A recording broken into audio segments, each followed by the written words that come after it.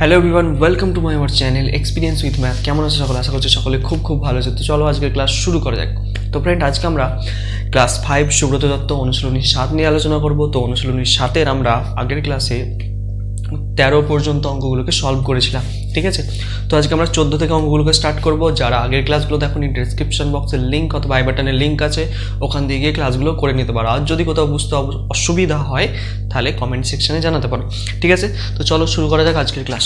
তো আজকে আমরা কি করব দেখো, 14 থেকে অঙ্ক স্টার্ট করব। তো 14 অঙ্কটা কি বলছে? একজন কৃষক চাল বিক্রি করে 2350 টাকা পেলেন। ওই টাকা থেকে তিনি 575.75 টাকার সার, 327.25 টাকার জামা কাপড় এবং 350 টাকার বীজ ধান কিনলেন। তার কাছে আর কত টাকা পড়ে রইল? এটা তো খুব সোজা ব্যাপার। তিনি চাল বিক্রি করে মোট কত টাকা পেলেন সেটা আমরা আগে লিখছি। দেখো, যেইভাবে বলেছে সেইভাবে করব। পরপর লিখছি যে তিনি চাল বিক্রি করে পেলেন কত টাকা? তিনি চাল বিক্রি করে পেলেন 2350 টাকা। 2350 টাকা, ঠিক আছে? এটা পেলেন তিনি। আচ্ছা, তিনি সার কিনলেন কত টাকা?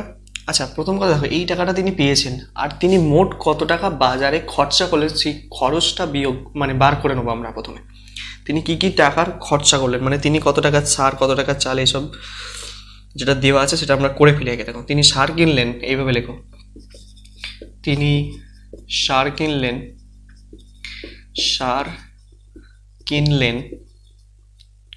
আচ্ছা, তিনি সার কিনলেন কত টাকার? 575.75 টাকা, ঠিক আছে?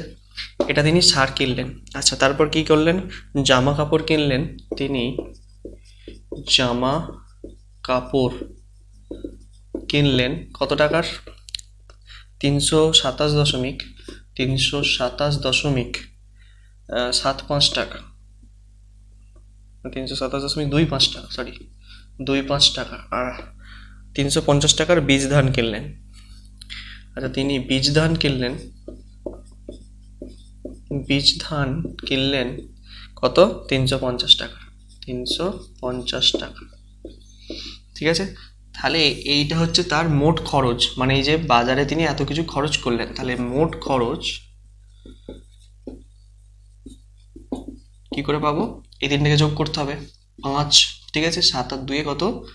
9 দশমিক, এই 5 5 10 শূন্য, তো সরি 5 5 10 শূন্য, হাতে থাকে 1, 7 থাকে 8, 8 আর 2 10 শূন্য, হাতে আবার 1, 7 থাকে 8, 8 আর 5 13, 3, হাতে থাকে 1, হাতে থাকে 1, 5 থাকে 6, 6 আর 2 8, 8 আর সাথে কত? 15, 5, হাতে থাকে 1, হাতে 1 থাকে, 3 3 6 আর 5 11 আর 1 12, ঠিক আছে? তিনি 1253 টাকা মোট খরচ করেছেন। দশমিকের পর শূন্যর দাম থাকে না, এই জন্য আমরা কেটে দিলাম। তাহলে মোট খরচ তার কত হলো? 1253 টাকা। তাহলে তার কাছে আর কত টাকা পড়ে রইল? তাহলে লিখবে যে কি, তার কাছে পড়ে আছে সমান, মোট কত টাকা ছিল তার কাছে? এইটা 2350 টাকা, তার মধ্যে 1253 টাকা তিনি খরচা করে ফেলেছেন। তাহলে যেটা পড়ে থাকবে সেটাই উত্তর। তাহলে আমরা বিয়োগটা নিশ্চয়ই করে দিচ্ছি। 2350 থেকে কত বিয়োগ করব? 1253কে বিয়োগ করব। চলো, 7 10, হাতে থাকে 1, 5 রেখে 6, 6 কত? 15, 6 হচ্ছে 9 15, 6 7 8 9 10 11 12 13 14 15, 9 15, হাতে থাকে 1, 2 রেখে 3, মিলে গেল 0, 1 কত? 2, 1097 টাকা। তাহলে 1097 টাকা, এই টাকাটা তার কাছে আর পড়ে রইল, ঠিক আছে? বোঝা গেছে নিশ্চয়ই অঙ্কটা? ভালো করে বুঝে নাও। যোগ বিয়োগগুলো একটু চেক করে নেবে, যদি কোথাও ভুলভাল হয়ে যায় কিন্তু অঙ্কের উত্তর আসবে না। আমি আরেকবার চেক করে নিচ্ছি। তিনি সার কিনেছেন কত টাকার? 575.75 টাকার। তিনি জামা কাপড় কিনেছেন 327.25 টাকার। তিনি বীজ ধান কিনেছেন 350.00, টাকার তো দাম নেই, 350 টাকার কিনেছেন, ঠিক আছে? তাহলে তিনটাকে যোগ করতে হয়েছে আমাকে। দেখো, 5 আর 5 10 শূন্য, হাতে থাকে 1, 7 থাকে 8, 8 আর 2 10 শূন্য, হাতে আবার 1 থাকছে, ঠিক আছে, তাহলে হাতে 1 ছিল, 7 আর 8, 8 আর 5 কত হয়, 13 হয়, 8 9 10 11 12 13, 13 3, হাতে থাকে 1, 5 আর 1 6, 6 আর 2 কত 8, 8 আর সাথে কত হয় 15, 15 আর 5, হাতে থাকে 1, 3 আর 1 4, 4 আর 3 কত হচ্ছে 7, 7 আর 5 12, ঠিক আছে। এইভাবে তারপরে এটা বিয়োগ করে দিয়েছি, বাকি টাকাটা আমরা পেয়ে গেছি। তো এই অঙ্কটাকে এইভাবে করতে হবে। অঙ্কটা কিন্তু খুব একটা ঝামেলার অঙ্ক নয়, সোজা অঙ্ক, তোমরা আশা করছি করতে পারবে। দেখে নাও, তাহলে এই গেল আমাদের কত 14 অঙ্কটা, বোঝা যাচ্ছে নিশ্চয়ই 14 অঙ্ক ক্লিয়ার। চলো এবার আসবো আমরা 15 অঙ্কতে। এবার আসবো আমরা 15 দাগের অঙ্কে।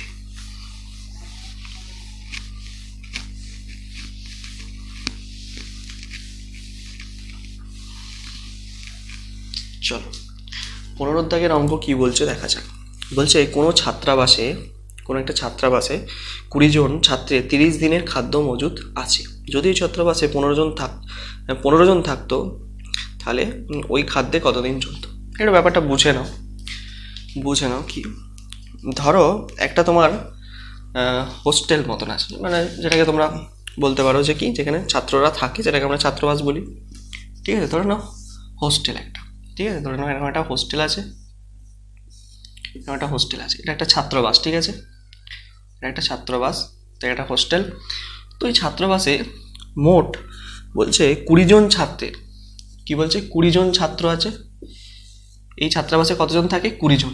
তো 20 জনের 30 দিনের মানে 1 মাসের খাদ্য এই ছাত্রাবাসের মধ্যে মজুদ করা আছে। কত মাসের, বা 30 দিনের খাদ্য, 30 দিনের খাদ্য মজুদ করা আছে, মানে 20 জন ছাত্র 1 মাস ধরে খেতে পারবে, যতটা পরিমাণ খাবার প্রয়োজন ততটা খাদ্য এই ছাত্রাবাসের মধ্যে আছে। এবার কি বলছে, যদি ছাত্রাবাসে বলছে 20 জনের জায়গায় 15 জন থাকতো, মানে এখানে যে 20 জন আছে, 20 জনের জায়গায় যদি 15 জন থাকতো,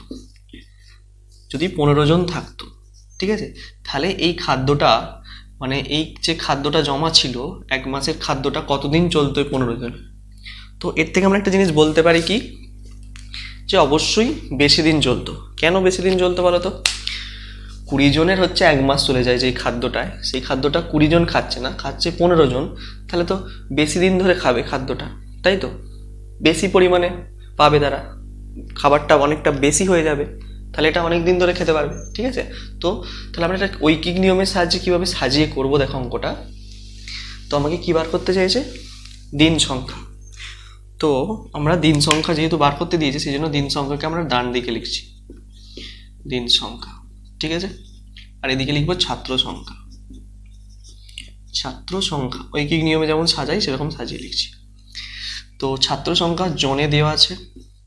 আচ্ছা, কতজন, 20 জন এর চলতো কতদিন কোনো খাদ্য, 30 দিন চলতো, ঠিক আছে। তাহলে আমি যদি বলছি 15 জনের কতদিন চলবে, এটা জানতে চাইছি আমার সঙ্গে।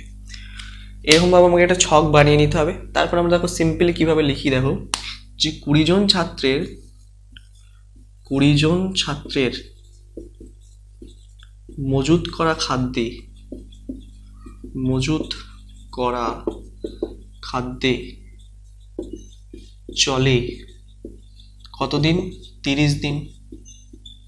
আচ্ছা, আমি যদি বলি 20 জনের জায়গায় যদি বলি একজনে যদি খায় ওই খাবারটা, ওই মজুত করা খাবারটা যদি একজনে খায়, তাহলে তার কতদিন চলবে, বেশি দিন চলবে না কম দিন চলবে, এটা তোমাকে বুঝে বলতে হবে, ভালো করে বুঝবে। তোমাকে একটা উদাহরণ দিচ্ছি, তাহলে আরও ভালো করে বুঝতে পারবে ব্যাপারটা কি হয়। ধরো একটা কেক আছে আমার কাছে, এটা একটা কেক, আমি বলছি আমার কাছে আছে, এটা একটা বড় কেক ধরে নাও, কেকটা বড় কেক ভেবো, ঠিক আছে।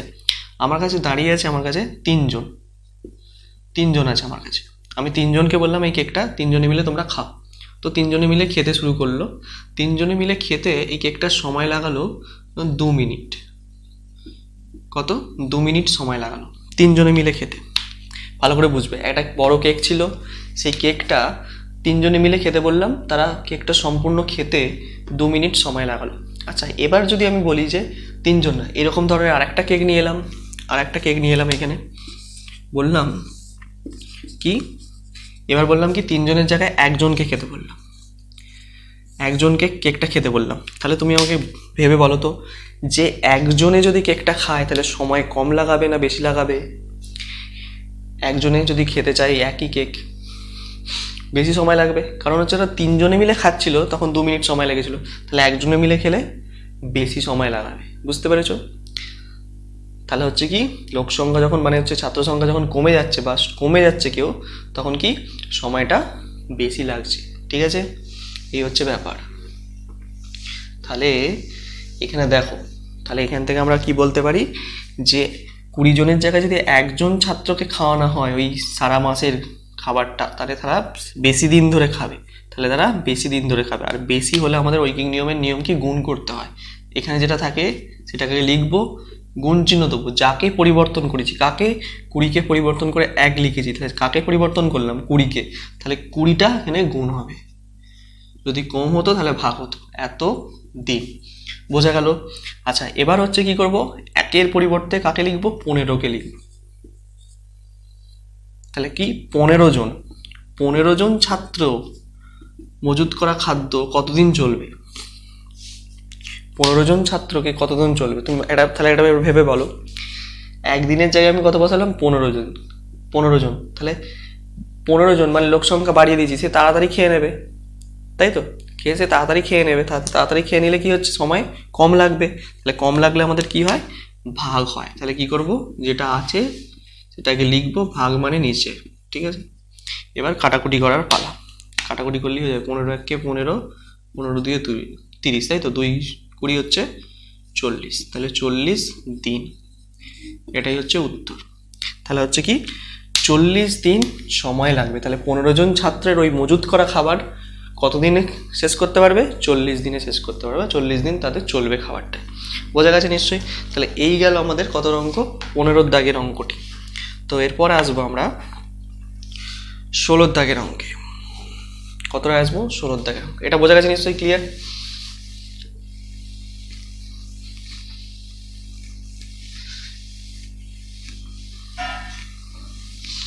16 দাগের অঙ্ক কি বলছে একটু পড়ে শোনাচ্ছি, দেখো।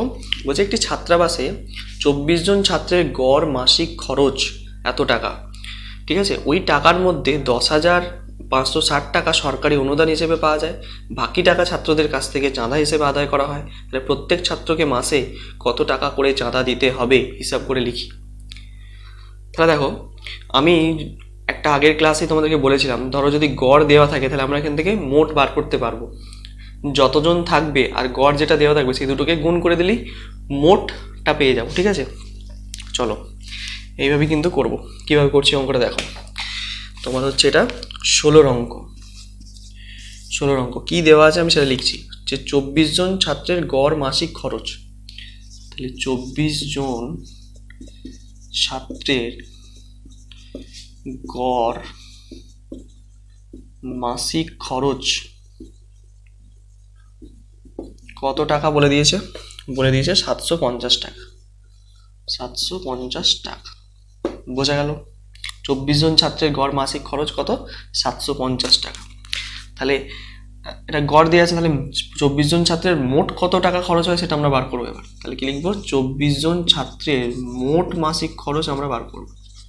মোট মাসিক খরচ তাহলে কত হবে, 750 × 24, এত টাকা।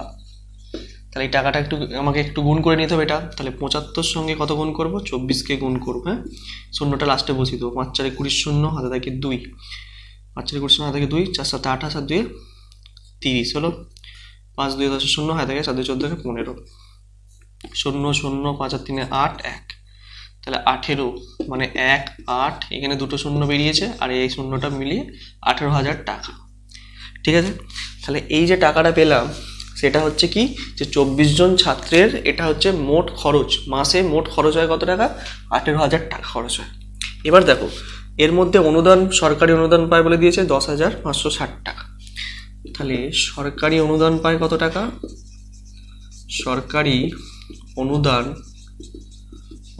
পায় হচ্ছে 10,560 টাকা।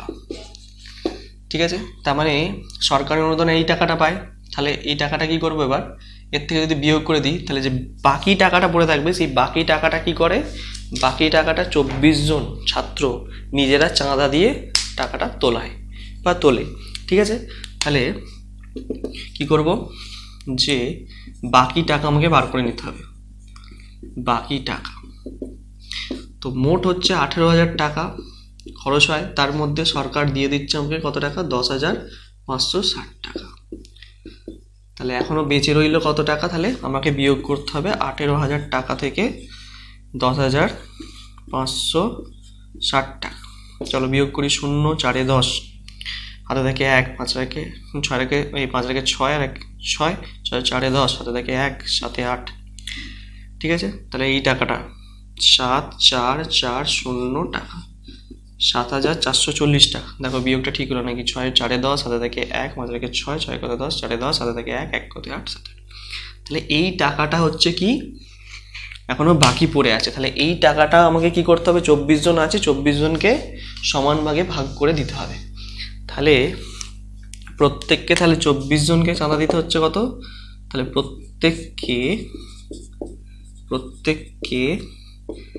চাঁদা দিতে হবে সমান কত টাকা।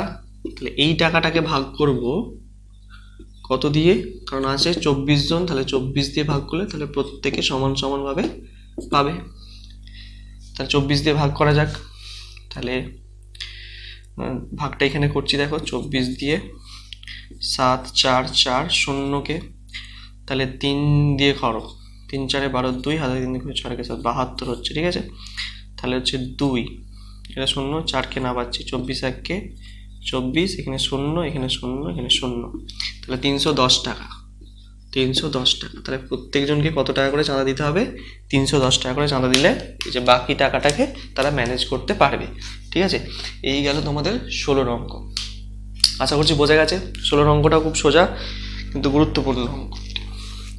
তো এরপরে আসবো আমরা কত, 17 অঙ্কটা। বোঝা গেছে নিশ্চয়ই, বুঝলাম এটাকে।